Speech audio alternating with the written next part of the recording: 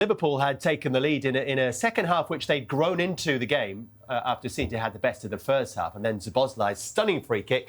You wondered if that might be taking Liverpool on the path to victory. First of all, we're going to have a look at the foul that led to the free kick, which is 30-plus yards out. Let's have a look at this. City weren't happy with this at the time. Is there much in that? Soft, isn't it?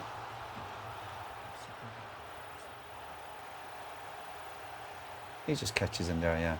There's a little bit of contact there. And we know players obviously are quick to go down. So maybe slightly fortunate to get the free kick. And then keep your eye here on Donnarumma. You can see him signalling 2 in the wall. Yeah. We know that what Szoboszlai is capable of. Is it because he wants to see? Yeah. Bernardo Silva tries to get involved in the wall. Yeah, but I don't see the harm in putting another 1 or 2 in. Obviously, I'm no goalkeeper expert, but he's a world-class goalkeeper. He thinks, yeah, I can see it. But Liverpool are still blocking him from seeing it, the Liverpool players. I think by the run-up, it doesn't look like he has the capability to do what he's done. I don't know. I think the shape of his body screams he's going the other way. He's put his foot through it and gone across the ball. I think the technique you have to have in your locker to actually execute that is more for me. Yes, you could argue the wall, but 30-plus yards out, hitting across the ball. So what technique did you thought he was going to go with? The way the angle he's at, you couldn't fathom that he'd do what he's done here. He's ran straight onto it. He's gone across it, and the keeper, I think, is surprised. But I think he's got that in his locker, Daniel. I think he's got that in his locker. Look, I think he knows exactly what he's doing. No, I know what he's doing. I know he knows what he's doing. But you think that from the goalkeeper point, to execute the ball, to execute the shot. You look at the foot, how he's connected with it. He's gone across it and almost dipped it a little bit. Like, I just give him credit for the technique. For me, the wall, yes, you could say that, but to execute that. But I think with the wall, why not just have an extra 1 or 2 anyway? Because you know he's going to shoot. It's not as if there's 2 on it. They might try and do something. You know he's going to shoot. He's obviously got previous a few months ago a great goal against Arsenal, and I know it was a different type of free kick over the wall. But he's got that in his locker. Why just not get an extra 1 in there? I'm sure on the back of the Arsenal one, there was actually talk on the back of that saying, why did Ryan need a wall? In some ways, so now, I'm not saying Roy's wrong on that one, because you think you put a decent size in there. But sometimes there's talk of, why does a keeper need a wall? But then this is a perfect example why keepers have walls, because of situations like that. You think, how's he going to score from there? But if you give someone almost not a free shot, but he's not in the wall's not really doing anything, is it? Yeah, but if you look at the height in which it goes, if someone hit somebody, it would hit someone there, because it doesn't start rising till a little bit later, doesn't it? But I understand what you're saying there, Carragher. It gives him the option, doesn't it? It just gives him the option. You've got to go with 3 or 4 in the wall there, definitely. 30-plus yards out, though, that's the thing. But he can hit them. How many times have we seen him do that? We know that. 3 this season. But you know what? There's only 2 there. I think that encourages him. That's as if like, oh, you don't think I can do it? Yeah. I think if there's 3 or 4, you go, oh right, obviously he's maybe got to try and get over the wall like he did against Arsenal. But I think you're betting against him, and I bet he's up and going, I fancy getting it. I fancy getting that whip on it. I think his technique, he knew exactly what he was doing, and he's got it. He's got previous. I think there were a lot of people in this stadium who thought 1 might be enough for Liverpool here this afternoon, particularly given City's poor second-half record this season so far. But Gary was saying that certain players, Bernardo Silva, Haaland, needed to do more. There they were, Micah. Haaland didn't win enough headers in the game, but Sturridge, you want to talk about his movement here, the way he just drops off and then the delicate touch. The movement was great, and I think during the game, Van Dijk won a lot of headers against him and bullied him a little bit. And I think for the first time, or one of the first times in the game, he's not on Van Dijk's side, and I'm not suggesting it's Konaté's fault. It's not. He's won a header. The reaction from Bernardo Silva to then act almost like a centre-forward. Look at the timing of that run. It's almost big man, little man-esque. Yeah. As you 2 forwards and you're expecting your teammate to win the header. Cara, from the defensive point of view. I just think there's a deflection on this cross that it makes it difficult for the defender.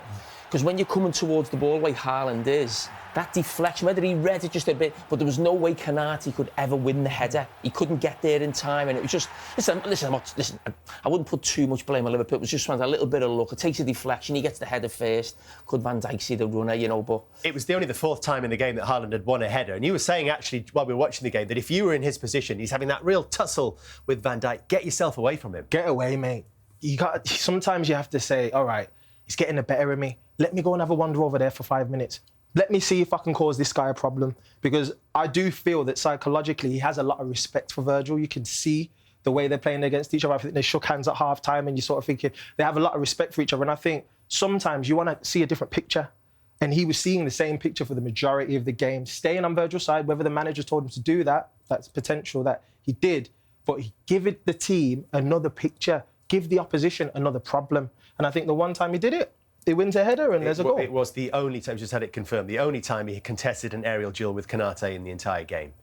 And Jamie was saying that the deflection didn't help Konate out at all. What about the penalty? Into stoppage time, Jamie. Listen, you just cannot believe it. A goalkeeper of that quality makes that decision there. I mean, it's not like he's not going to be able to cross the ball. It's actually too far ahead of him. All he could probably do there is knock it out for a goal kick. Nunes, really, and he's just made a crazy decision. Listen, we see goalkeepers make that mistake. And when see from this wide angle, sorry, Jamie, the ball is still in play when the foul is committed, which they've told us is relevant to the award of the spot kick. It's just madness to find himself, make that decision. He doesn't make too many. Listen, what a goalkeeper he's been, but obviously it was a huge mistake. But I think it's one of them, Jimmy, with the goalkeeper sometimes. I know he's an experienced goalkeeper. It's almost, they get bored sometimes, even in a big game. You say to keeper something, mind your own business. That had almost nothing to do with him. He almost went looking for trouble. Crazy decision for an experienced goal. If a young goalkeeper done that, you'd be saying, all right, lack of experience or whatever, and naive.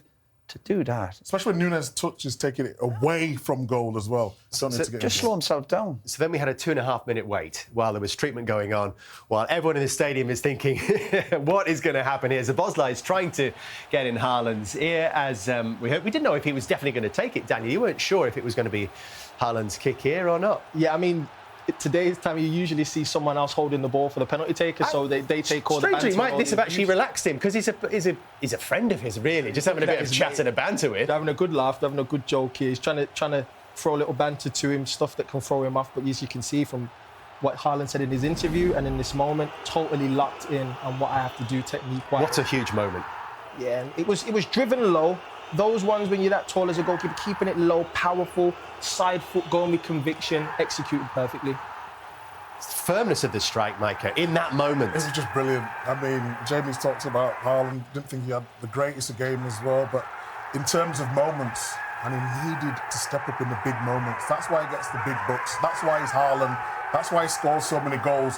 He doesn't have to play well, and he can still get it over the line, and that's a difference. He had to take that penalty. If he didn't take that penalty, he'd be saying, one of the best strikers in the world, best finishers, big moment for the club, big moment for him. Take responsibility, which he did. Incredible moment for him. His first year at Anfield as well for Manchester City. But still, the drama was not done. Could Liverpool respond? Well, they could, and that's when Manchester City needed their goalkeeper, Roy. Yeah. Listen, he's a vastly experienced, big goalkeeper. Yeah, he's made one or two mistakes, but gets maybe a slight deflection. We had a great view on this. It looked like it was destined for the top corner. It did. And it gets a deflection. But I suppose I'm going to say that's his job, isn't it? He's a big man, he's got big arms, he's made one or two big saves, as we know, but he's made one or two mistakes over the last few months, but again, huge moment. You can see by the reaction.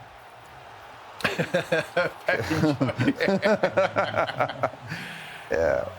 Great shot. Let's see, it's worth seeing again because it might well be a pivotal race when we get to the end of a pivotal moment, Jamie, when we get to the end of the season. Well, listen, at the start of the season, I didn't think there was any way Manchester City could win the league because of the goalkeeping situation. No one wins a Premier League without an absolutely great goalkeeper. And there's no doubt, listen, he's a Champions League winner, what he's done in his career with Italy, winning the Euros. You know, they've got a goalkeeper who you can win the league with. Before they signed him, there was no way City could win the league without signing someone of that calibre. Brilliant performance at the perfect moment for Manchester City as well. But we still weren't done with the drama because then Manchester City are going on the break because Alisson has decided he's going to maybe score the equalising goal, having conceded the penalty. So there he is, the man in green. Cherky from his own half actually thinks he might have scored here. But watch the tussle between Haaland and Szoboszlai. This is amazing, wasn't it? So the officials are saying they have no choice on this. You see the foul from Szoboszlai on Haaland outside the box. But then Haaland returns the favour by pulling back Szoboszlai, which cancels out the advantage. So they say they have no choice but to go back to the first infringement, which is Szoboszlai here on Haaland, going through to score. And that is denial of a goal-scoring opportunity. And it's just such a shame, isn't it? Because it was a moment that nobody really wanted. No, but I think, referees get a lot of stake in VAR, but they've applied the law. So what they're supposed to do, we want to see another goal from Shirky, of course we do, but he's tugged him, so it is the right decision, no matter where you look at it. I mean, we want to see Shirky get that goal. I actually think Shirky could hold on a little bit more and then pass to Haaland. I think that was the initial problem, but then... Szoboszlai, is it going to be 3 games? Did you have that well, confirmed? I think normally our information is it's 1. Denial of a goal scoring opportunity is normally 1. So that is our information right now. So that would be the Sunderland game that Jamie was talking about midweek. It was great. It just added to the drama at the end of it, and obviously had no effect on the result. If I'm Cherky, I'm fuming. But listen, I go back to it. It's a stupid decision by Szoboszlai. For me, you just let it carry on and the goal goes in, and everyone. I don't think anyone's complaining, but it's absolutely daft from him because he's got time to think as well. He's running back. Does the goalkeeper have to be up there, Jay? This is what Haaland thought at full time as well. Why did Cherky not pass him? Come on, run after him. Run after him. Film him. Got booed all the time. Go film him. Go film him. Come on. He's there. Why did not Cherky pass to me? Well, there you go.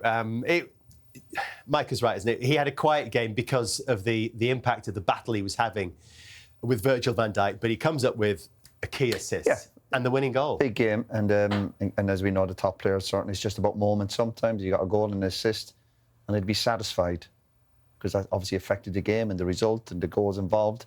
And I'd have Haaland's had tough times here, and he's had tough times against Van Dijk, but he stuck at it and produced magic at the end. That's all you can ask for.